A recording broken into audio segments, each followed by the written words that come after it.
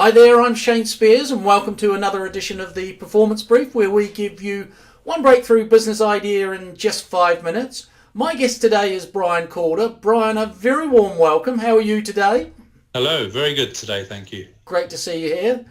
For those of you that don't know him, Brian started his entrepreneurial life at the Financial Times when he started his first company as an intrapreneur by outsourcing the press IT department of the Financial Times.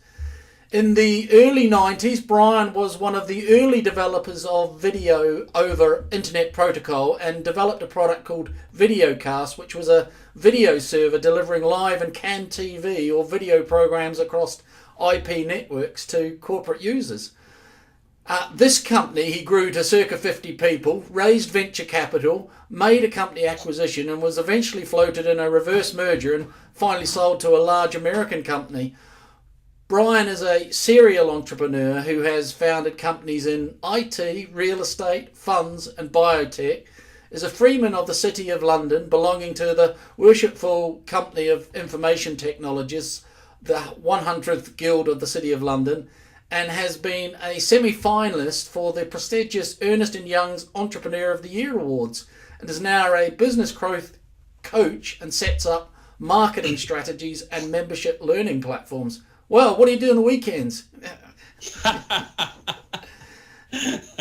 Wow, that's good. I like fly fishing. Yeah, so do I actually. I'm tired to go through all that.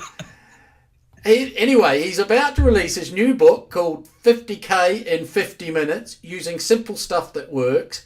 This describes a process where he guarantees to find any small business a minimum of £50,000 in 50 minutes or less using simple stuff that works. And before we get into the interview, if you'd like to book a free 50K in 50 minutes challenge or a free spot on Brian's Ask the Expert call, which starts next Monday the 19th, go through where they go through a new strategy every month. Go to his web page at www.bgaacademy.com. Okay, so Brian, the topic of our interview is the title of your new book, 50K in 50 Minutes, Using Simple Stuff That Works. We've got 5 minutes for the interview. You ready? I'm ready. Great, let's set the clock. So, wow, you can find small businesses 50K in 50 minutes. How do you do that? Well, actually, it's ridiculously simple, really. We just take the numbers of the company itself.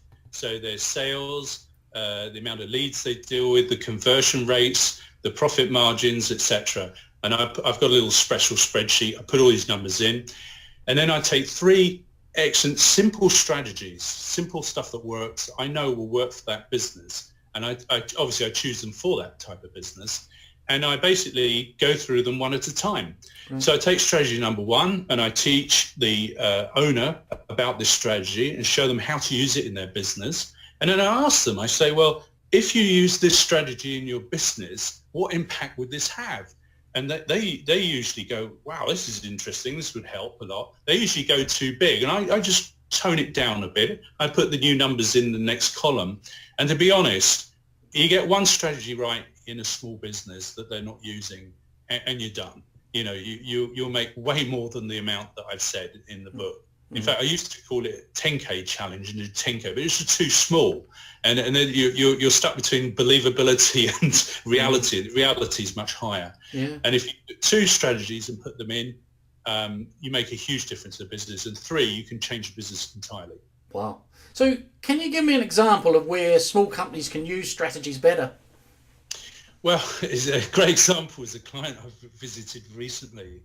It makes me laugh, the story a little bit. But I was sitting there and talking to them and I was asking them about their marketing strategy.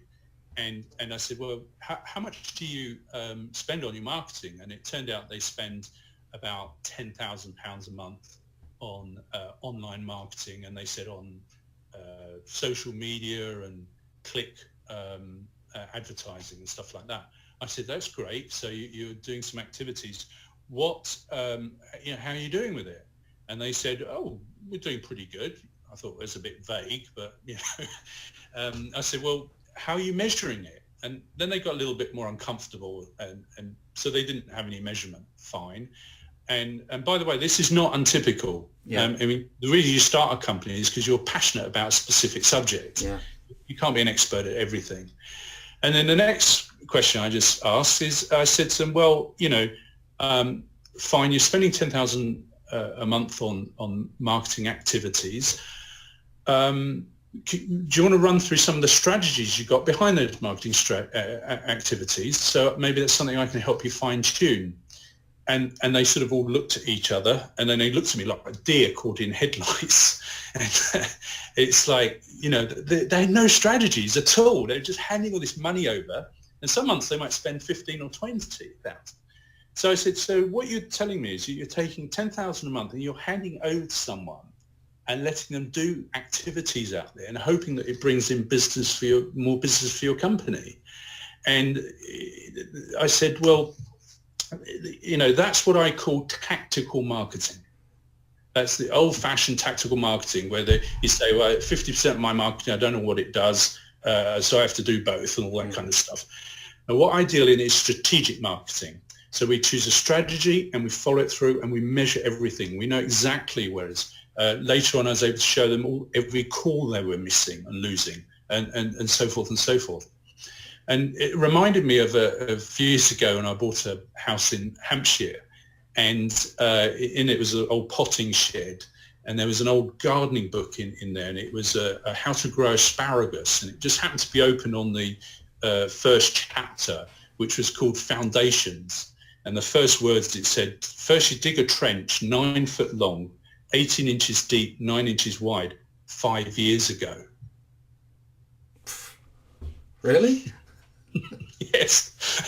Hey, we've got 40 seconds left. I just want you talk in your book about market dominating positions. Can you give an example of that? Well, yeah. I like to use the osteopath or chiropractic example, a client we have. What's the difference? Spelling, I guess.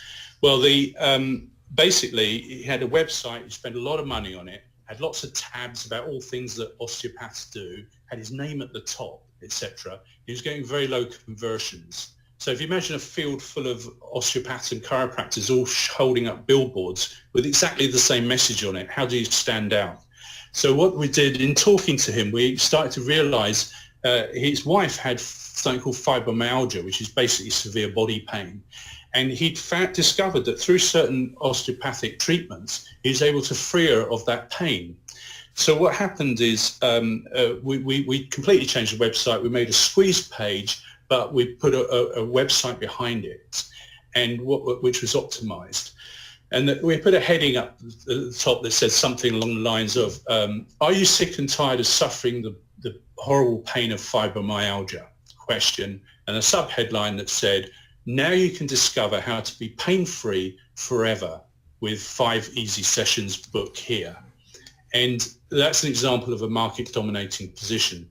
But your strategies have to cover all the aspects, because it may start with marketing and sales, but there's finance, there's strategy overall, operation, right, people and systems. And I mean, for example, did you know in your finance, there's 3 magic numbers, I call them, that you could tweak them by just a few % and double your profits. Wow.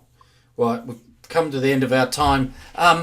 Just a reminder, folks, the URL www.bgaacademy.com, and just hot off the press, the cover of Brian's new book coming to you. Draft cover. 50K in 50 minutes. Brian, thank you very much.